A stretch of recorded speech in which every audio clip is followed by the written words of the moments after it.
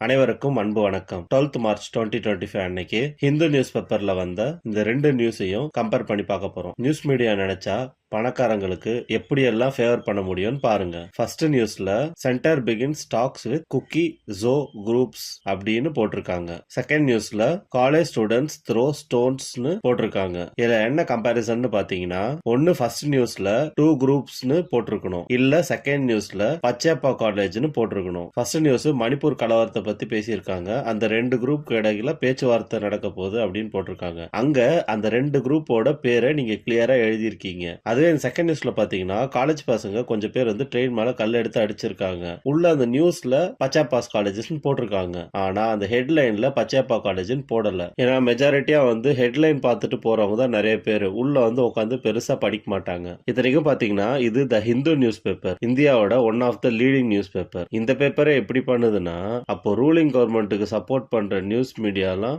எப்படி இருக்கும்னு பாத்துக்கோங்க. ஒன்னு சப்போர்ட் பண்ணி நியூஸை போடும், இல்ல மாத்தி போட்டா கூட ஆச்சரியப்படுறதுக்கு இல்ல. இதை நல்லா புரிஞ்சுக்கோங்க. இந்த மாதிரி வீடியோஸ் உங்களுக்கு ரொம்ப பிடிச்சா கமெண்ட் பண்ணுங்க. நன்றி.